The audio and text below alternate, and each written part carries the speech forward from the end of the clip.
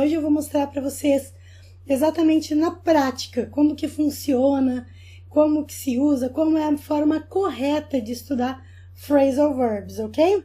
Phrasal verbs, eles são extremamente comuns e muito frequentes na língua inglesa. A todo momento, nas mais variadas situações, as pessoas utilizam phrasal verbs. Eles são uma forma natural de se expressar dos nativos, porque os phrasal verbs são essenciais para a conversação e também para a compreensão do idioma.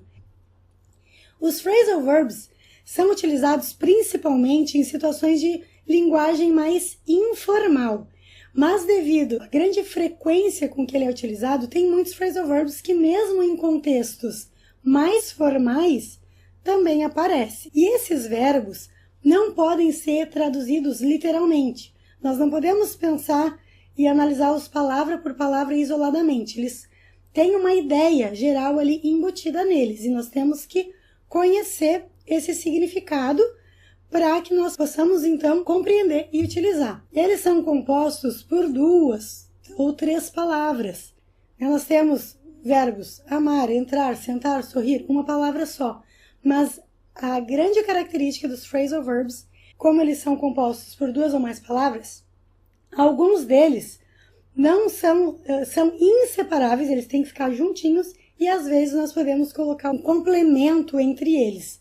Então existem os phrasal verbs que são separáveis e os que são inseparáveis e nós vamos ver tudo isso na prática. Por exemplo, aqui eu coloquei alguns verbos em azul. Nós temos o verbo go, que é ir. Give é o verbo dar. Get tem inúmeros usos, mas principalmente com o sentido de conseguir, obter, ganhar, comprar ou chegar. Esses são os principais usos, mas ele é um verbo bastante amplo no inglês, assim como o verbo take. Take pode ser entendido como tomar ou levar. Take a taxi, tomar um táxi, pegar um táxi. Take a pill, tomar um comprimido, um remédio, ok? Então, esses verbos, se eles vierem acompanhados de uma outra palavrinha como essas aqui, o sentido deles muda, ok? O sentido muda. Mas, então, vocês têm que aprender o verbo como um todo, como uma coisa só. Por exemplo, go é ir. Go in é entrar. Muitas vezes eles têm assim, fazem sentido, porque in é dentro, ir dentro faz muito sentido ser entrar. Nem sempre tem essa lógica assim tão clara, mas vários deles têm, outros não. Essa é a importância de aprender em contexto. Quando nós aprendemos com um material autêntico, num filme, num seriado, numa música, tudo passa a fazer sentido. Aqui eu só estou mostrando para vocês o que é.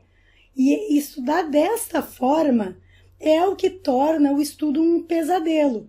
Os alunos não podem, as pessoas não podem estudar assim. Go in, go é uma coisa, go in é entrar, go on é continuar, go up é subir, go away é ir embora.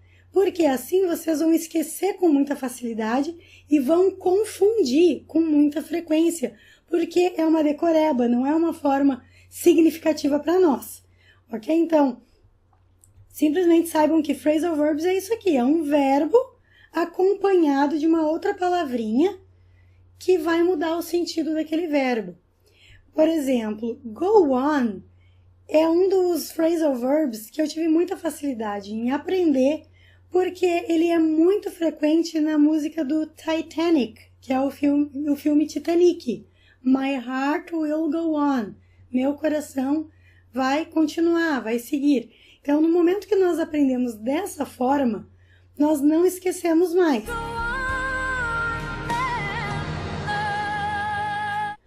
A mesma coisa o verbo give. Give in é entregar alguma coisa. Get in também é entrar. Take in é assimilar alguma coisa. Então, se vocês aprenderem de uma forma que diga algo para vocês sobre o verbo em si, tudo vai ficar muito mais fácil. Aqui, por exemplo, mais algumas palavras que podem acompanhar esse verbo. Esses verbos são vários, na verdade, muitos, mas aqui eu trouxe alguns opostos para vocês verem que pode ter go in ou go out. Out literalmente significa fora, então go in é entrar, go out é sair, né? E pode encontrar com on ou off, up, que é para cima, ou down, que é para baixo, away, over. São muitas palavrinhas que acompanham. E eles podem ter diversas combinações, mas nem todos os verbos vão poder acompanhar qualquer uma dessas. Por isso que é só a prática que vai nos dizer, certo? Por exemplo, não quer dizer que todos esses verbos que estão aqui podem ser acompanhados de todas essas palavras. E, às vezes, eles acompanham duas, são acompanhados por outras duas palavras.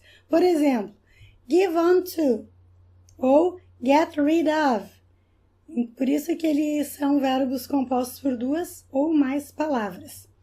Bom, tudo que eu mostrei aqui foi a forma como as pessoas costumam ver os phrasal verbs e estudá-los daquela forma ali. É um verbo, uma preposição, e é por isso que se torna tão confuso. A mesma coisa estudar com uma tabela como essa. A impressão que dá é que é muito bom estudar com uma tabela dessas, porque nós temos o verbo, né, o phrasal verb aqui, tem o significado, já uma tradução, o que significa, uma informação, qual é o tipo desse verbo, se ele é separável, se ele é inseparável, e um exemplo. Mas isso aqui não funciona, porque é decorar. Imagina vocês ficarem ali pensando que get at significa querer dizer ou insinuar, que nós não podemos separar, e uma frase de exemplo é what are you getting at? É bom estudar com frases, mas frases assim aleatórias, fora de um contexto, não é o suficiente para que a gente se lembre de uma forma natural dos phrasal verbs depois. E aí, se nós tivermos uma pessoa depois do get at, esse SB indica a palavra somebody, que significa alguém. Get at somebody é criticar alguém. He's always getting at me. Ele está sempre me criticando. Então, vejam que são detalhes que mudam e o sentido muda completamente. Então, definitivamente, não estudem com listas de phrasal verbs, porque isso não vai ser produtivo para os estudos de vocês. Um exemplo bem claro. Vocês sabiam que existem phrasal verbs em português? Eles existem. E vocês tiveram alguma dificuldade em aprender? Não, porque aprenderam de uma forma natural. Alguns exemplos de phrasal verbs na língua portuguesa. Cair fora. Nós temos o verbo cair e nós temos aqui fora, né? A preposição com, enfim, alguns advérbios. E aí mudou o sentido do verbo. Não é mais cair, é sair, se retirar. Ou então mexer, que literalmente tem o significado de misturar. Como um phrasal verb, ou seja, acompanhado de uma preposição, ele tem um sentido alterado, modificado. Mexer com alguém é brincar com alguém ou incomodar alguém. Dar em cima, paquerar. Partir para cima, atacar.